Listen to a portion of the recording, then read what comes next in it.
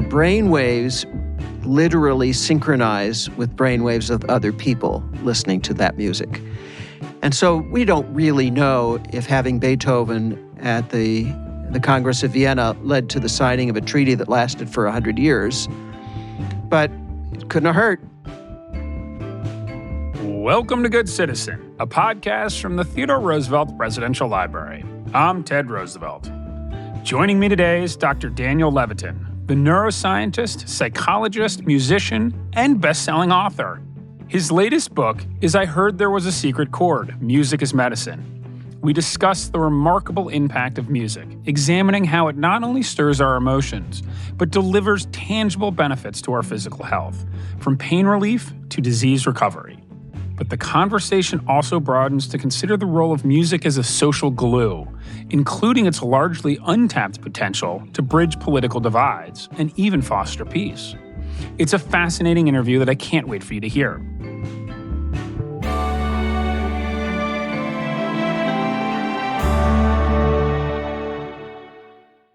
Dan, it's a pleasure to have you on this podcast. Thank you so much for joining us. Thank you for having me.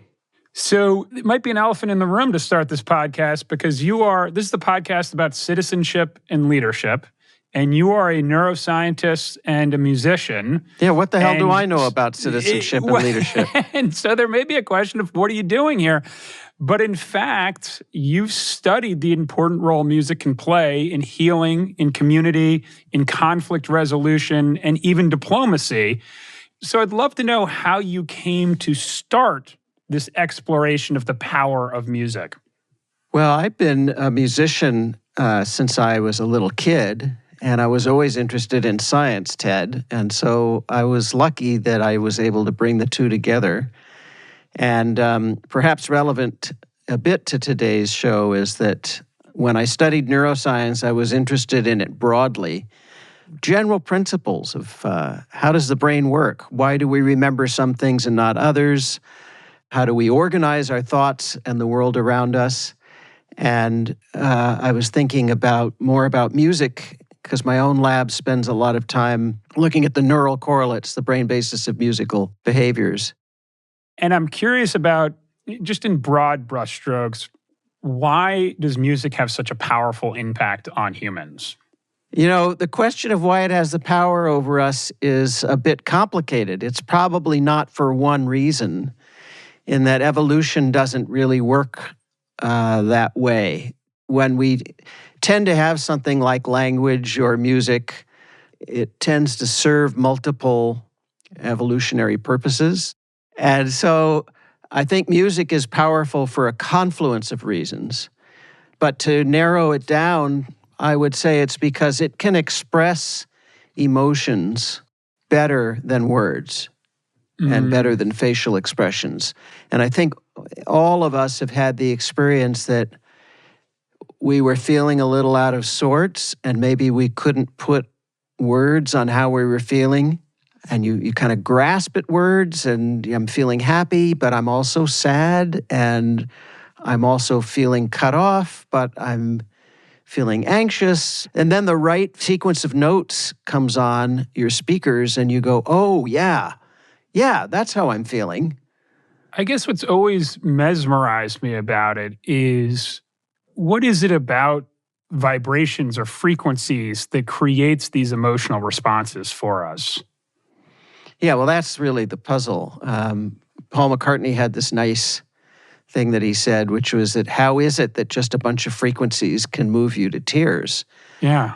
But they have to be collected in a particular way. It's not just any frequencies. The frequencies that impinge on our eardrums, if you want to get to the physics of it, it's molecules in the air that are moving around. And their movement usually signifies something. Very low, loud pitches indicate an avalanche or an elephant stomping towards you, and high-pitched sounds tend to indicate something safer, like birds in a tree or the babbling brook that could be your source of water.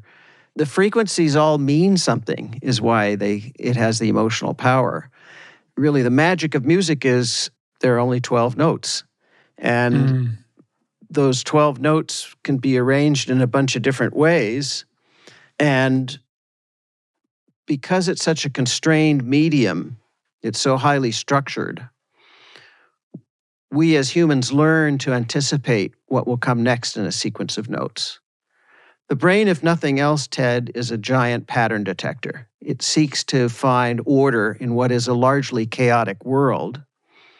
And so we build up these expectations. If I go ba-da-da-da-da-da-da, you have an expectation about what's going to come next. Ba. But if I violate it, ba-da-da-da-da-da-da, you're a little surprised. But composers and performers play around with this set of expectations to meet your expectations just enough of the time to hold your interest, but then to surprise you enough that you get really interested. Wow, this is going somewhere I didn't expect. I might learn something. I love this idea of the act of listening to music is actually, in fact, sort of a learning process of what's happening. And I read something a little while back where there have been instances in history where new symphonies were played that were so divergent from what musical practices were before that it caused like riots in concert halls. Is this something that you've come across before? I'm pulling deeply from my memory here. No, you're absolutely right. I remember I was having dinner with Paul Simon once, and one of his album, The Cape Man, had just come out, and it was panned. He gave me a book called The History of Musical Invective by Nicholas Slominski. In it are reviews of now revered pieces. Reviewers hated Beethoven's Fifth Symphony. Which is, for those of you that don't speak classical music, it's a bum, bum, bum, bum. It's one of the most famous musical ideas we have still today. And then, people hated Sgt. Pepper, the Beatles classic, and they hated the White Album. And, if something's too new, we think it's no good until our brains catch up. Of course, the problem is that there are all kinds of things that sound bad to us and remain bad to us for decades or centuries, right?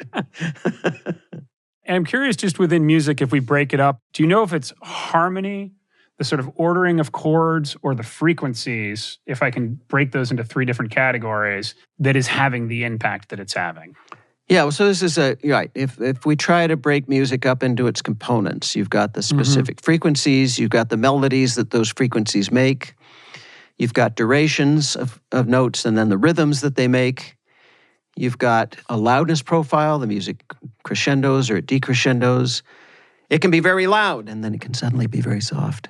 And you've got timbre, the sound of musical instruments, Miles Davis's trumpet, Jimi Hendrix's guitar. The current thinking is that it can be just one of those things, but it depends. And most often it's the combination of all of them, and that the sum of the pieces, the emotional impact of them, is greater than the sum of the individual parts. They work together. So I want to talk about your book, I Heard There Was a Secret Chord, because you spend a lot of time talking about music as medicine, which really speaks to the profound impact that music is having. It's not necessarily just making us feel a little happier or a little sadder. It's actually doing something even deeper than that. Can you speak to that? Sure. There are a lot of different attributes of music and a lot of different styles of music, and they're not all doing everything at once. The brain has these special processing circuits that do specific things. All music isn't hitting all those circuits all at once. So it's really like a medicine chest where you don't just take a pill. You take one pill that's an antibiotic. You take another pill that's an antidepressant. These are different things with different mechanisms of action. Maybe the clearest case to start with, although it's not the most common, is Parkinson's disease. So in Parkinson's disease, at some point, people lose the ability to walk. Why is that? Well, walking is somewhat complicated. We're bipedal, so we're inherently unbalanced, like quadrupeds. It's easy for us to fall over, which is why toddlers and old people do. And with Parkinson's, you need to maintain a steady gait. And this requires circuits in a part of the brain called the basal ganglia that actually coordinate your steps And these internal timing circuits become degraded. The disease destroys them. So you no longer have your internal clock telling you when to move. But if we play music with the same tempo as your gait, circuits that are undamaged synchronize to that, and they act as an external timekeeper for your walking, and they build up the ability to then start walking smoothly. You're effectively rewiring the walking circuits by setting up new pathways. It's a very similar thing that happened with Congresswoman Gabrielle Giffords. She was shot in the head, and her language centers were damaged. She couldn't speak. Many times people with speech impairment can sing but not speak because the musical circuits are separate. So she was taught to sing things like, "Show me to the bathroom," or "I need a glass of water." By singing them over and over again, the brain rewired itself and built new speaking circuits to replace the damaged ones. And then she speaks almost entirely normally now. You do spend some time talking about music as a pain reliever. How does music dampen pain for humans? My lab showed some years back the brain produces its own endogenous, that is internal opioids, in response to pleasurable music. And of course, opioids are analgesics. So it's partly that. It's not entirely that. Music can also be distracting. We know that if you can be distracted from pain like soldiers are in wartime, you temporarily dampen the pain. And music can also be a mood alterer. If it puts you in a good mood, you're more resilient to pain than when you're in a bad mood. I would say in every case in which you're listening to music, any kind of music, you'll get the deepest impact from it, the greatest medical or health benefit or spiritual or emotional benefit if you can surrender yourself to it. If you can let down your guard and just let it take you away. Entering what we call the daydreaming mode of the brain, a state of consciousness that I write about. The technical term is the default mode. My lab discovered the switch in the brain that takes you in and out of it. And we discovered that when you listen to music, that's one of the most reliable ways to get into that daydreaming mode, where you're not in control of your thoughts. They're loosely connected. Something else is guiding you. It's a restorative and healing mode of the brain. It's similar to some forms of meditation. And in order for music to do that, you have to let go of your anxiety and suspicions. I find when I am listening to a song that is particularly impactful, I usually go from a point of not actively listening to all of a sudden it sort of sweeps the legs out from underneath me. I don't know if that makes sense to you or that resonates as an experience, but it's not that I'll be doing other things, but it'll be somewhat in the background and that I'm not thinking other thoughts necessarily, but I'm not actively listening to it. And then there's some progression of music where all of a sudden the floor drops out and I go, whew. Yeah, it captures you. Really, it just gets you. That's what every composer and performer wants. That's what they're going for. But we don't all like the same thing. We don't all hate the same thing. And from moment to moment, our brain wiring and activity is changing. And so a song that will do that for you at 10 o'clock this morning may not do it at 3 in the afternoon. It may do it every day for a week and then stop doing it. You never know. I continue to be baffled, and I think what's really fun about the study of neuroscience is how little we know about the brain right now and how much there is to learn about it. It seems like just a wide open space. It is. It really, James T. Kirk used to say space, the final frontier, but the way I think about it is that the brain, the final frontier. We're at the level of Magellan. We're making maps of where certain things are, and we're getting some of those things wrong. Most of what we know about brains comes from animal studies, because you can actually cut an animal's head open under anesthesia and put electrodes in there and measure activity and stuff. The ethics committee frowns upon the idea that we would cut open a human brain, even if it's an undergraduate. Go figure. You're not allowed to cut open an undergraduate's brain. There are probably 100 different neurochemicals, and we can only measure about 7 of them in the human brain. Yeah, we're not getting good data. A couple weeks ago, we interviewed a climate expert on the 4 things that people can do about climate change. And one of his 4 answers was to sing together, which is sort of what started us down the path of reaching out to you, was the power of music and the power of singing together to solving these macro challenges that seemingly are completely unrelated.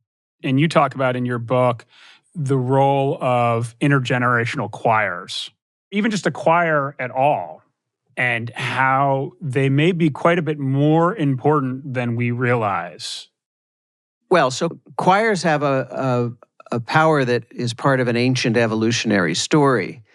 One of the early uses of music was for people to sing around a fire at night to ward off predators, either animal predators or a neighboring violent tribe. And when we sing together, we sound like more people than we actually are, especially when we're singing in harmony. And so the story might be that those early humans who sang around the fire together were more likely to survive and pass on that propensity for wanting to sing. In order to sing in a choir, you have to step outside your own head. You have to be thinking about what the other people are doing and coordinate what you're doing with them, which is really a selfless act to some degree. You also have to be self-monitoring to make sure that the thing that comes out of your mouth is what you intended in terms of pitch and timing. That kind of coordination builds trust among a group, and it makes you feel good. It makes you feel part of something larger. And a lot of us spend a lot of time in our own heads and in our own worlds, and we listen to music increasingly alone. So singing in a group helps us feel connected to something bigger than us. Music can really tip your balance because music can open your heart to an idea that your mind isn't ready to accept. It can open your heart to the idea of peace, for example, or resolving an argument. And then where the heart goes, the mind follows. Have you looked into the songs played at political rallies? Well, I think that one of the reasons they're ubiquitous at political rallies is this idea that they bond people together. They create a bond. It's why we have them at sporting events, too. I imagine that bond could have an even greater impact than if applied in other contexts. So like today, for example, thinking about some major national and international conflicts that are happening, is there a way in which music could help facilitate some kind of resolution? I talk about the Resonance Project, where musicians will go and play prior to negotiations. They could be mediation or arbitration. It could be divorce proceedings. You get somebody there to put you in a different state of consciousness through music that allows for understanding. So typically when we are in a conflict, whether it's political or interpersonal, the role that music can play here is that if it works, it can help you trust the other person. It can help you to realize that they have constraints just like you do. They're responsible to shareholders or to governments or whatever, to their constituents. And the two of you are really playing the same game. And I think the role that music can potentially play even in those cases is to soften the resolve of people who have been intractable and not willing to give up anything.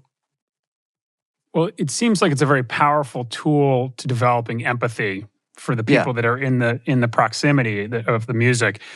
I did really enjoy your Washington Post editorial this late summer, early fall about the role of music in diplomacy and the Congress of Vienna. I'd love to hear you share with our listeners that moment in time and why you feel like music was so impactful in the diplomatic process at the Congress of Vienna. Well, so for the Congress of Vienna, a bunch of different European countries came to negotiate a treaty. Beethoven was commissioned to write a piece for it, and it was played for all the participants. I mean, I don't really know what the organizers were thinking, but I think it was a way to make it more relaxed, to make it less combative. I mean, by definition, if you need to sign a treaty with somebody, you are having some disagreements. But we now know, primarily from my laboratory and then other work that's followed, that when you listen to music together as a group, it does two interesting things. One is it promotes the release of oxytocin, which is a neurochemical that unlocks circuits that encourage you to feel more connected to the people around you, to feel bonded and more trustful. The other thing that listening to music together does, and again, this comes from my lab, is that your brain waves literally synchronize with brain waves of other people listening to that music. If you were at a Grateful Dead concert, you'd go, hey, we're all on the same wavelength, man. But you literally are. Your brain waves are locked. And so we don't really know if having Beethoven at the Congress of Vienna led to the signing of a treaty that lasted for 100 years, but it couldn't have hurt. In the example of the Congress of Vienna, is it important that they are all European cultures together and sharing that music, that they all have kind of a shared musical language at that point? Yeah, that's the complicated part. So every culture develops its own language and they develop their own music. And so European culture has a musical tradition, and Beethoven was not only very much immersed in it as a student, but helped define the European music culture that followed. If you were to have a treaty signing now with the Palestinians and the Israelis and the Russians and the Chinese and the Pakistanis and the Indians and the Americans and, there is no one music that would hit them all the same way. Yes, Western music has become a major export. Every country that you could imagine knows Hotel California for some reason. It's a great song. I've been to places where people don't speak English, but they can phonetically recite every lyric in the weirdest of accents. But it doesn't mean it's their culture's music or that it'll have the same effect. So music is culturally idiosyncratic, as language is. That's so interesting. I'm curious about artificial intelligence and music. And we're at a moment in time where there's quite a bit of work going into creating music that's fully generated by AI. And I'm wondering if you feel like that music is equally as powerful or maybe more powerful than music touched by a human at some point. So, to a neuroscientist, all of your thoughts and hopes and desires and beliefs are the product of the brain. There is no other magical force up there in the clouds putting ideas into your head. And so this is what's called a reductionist model, in that we don't have the technology to do it, but in theory, we could map every one of your thoughts, beliefs, hopes, desires, and experiences in patterns of neural firing. And so if we could do that, we could create music that we know will elicit certain patterns of neural firing. And so in theory, AI should be able to replicate human thought, and it should include the ability of humans to think about how to write music. We're not there yet, and I don't think we'll be there for quite some time. Right now, there is AI music, and it's mostly being used in the background. A little bit of it is creeping into commercials, advertisements. And so I think of AI music now as sonic wallpaper. It's that painting on the wall at a Holiday Inn or a Best Western, and you're not going to stand there for an hour and try to figure out the meaning of that painting. That's not why it's there. You might stand at the Louvre or at the MoMA at a painting for an hour or even 10 minutes. But it's not wallpaper, it is art. Will there be AI art music at some point? I suppose, but it's a long way off. I'm glad to hear that. The idea of removing the human component of music is disturbing to me, because the kind of key feature is the shared human experience, that somebody else had an emotional experience that you can share with that person. That seems to me sort of fundamentally important in the power of music. Well, I think so too. And there is a thread, although not all popular music is this certainly, there is a thread of popular music going back really to the early 60s, maybe even late 50s, that we want authenticity. And we can name artists whom we consider to be authentic. In my generation, it was Bob Dylan and Simon and Garfunkel and Bruce Springsteen, Joni Mitchell. It's people who are having an authentic emotional experience and conveying it to us. I believe that they are authentically performing what they feel. That's key to what their audience expects, isn't it? I think that's right. And whether it's discovering that like Milli Vanilli is lip syncing or that Taylor Swift is writing her own songs, they both produce a visceral reaction that has to do with how authentic we perceive the music to be. As we wrap up this wonderful conversation, I do want to ask you the question we ask everyone on this podcast, which is, what does it mean to be a good citizen? Well, I think about that a lot. I think it means to a certain extent to set aside your self-interest and do what is best for the community, and to do it with an open heart and without any expectation you'll be rewarded for it or recognized or get some kind of good citizen award, right? I mean, you're doing it for the wrong reason then. And I would define community as your home, your street, your block, your city, your town, village, your county, your state, your country, the world. We are citizens of all those things at once. We are members of a family, we're members of a local community, and we're members of the planet community. And that's what it is for me. What is it for you? I've had the chance to hear a number of people answer it, and I think I come back to service leadership, which is just a sort of a shorthand for what you said, which is contributing to your community in a way that is impactful, supportive, but I think if I boil it down even more, it's just participating in the community. Just being a member, an active member of a community is sufficient. I think it's knowing your neighbors, saying hi to people in line at the grocery store.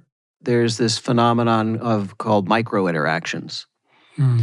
And it turns out it's not well appreciated, but people who have a series of micro-interactions throughout their day, you're standing in line at the grocery store, you just say to the next person, hi, and they say hi back. You say to the checkout counter, have a nice day. Or that's become a little bit automatic. And so maybe you change the wording a bit.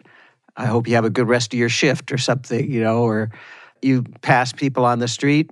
These micro conversations that we have, knowing the name of your postal carrier and saying hi, that kind of thing. Little things that seem insignificant are a huge predictor of life satisfaction and quality of life. And that is part of being part of a community. I love it. Thank you very much, Dan. It has been an absolute pleasure to chat with you. You too, Ted. Thank you. Dan, thank you for being here and taking this discussion in so many interesting directions with me. As a music enthusiast myself, it's been thrilling to explore how music interacts with the brain and profoundly impacts our bodies. And listeners, it's the perfect time to pick up a copy of I Heard There Was a Secret Chord, Music is Medicine, for that special person on your list. Good Citizen is produced by the Theodore Roosevelt Presidential Library in collaboration with the Future of Storytelling and Charts and Leisure. You can learn more about TR's upcoming presidential library at trlibrary.com.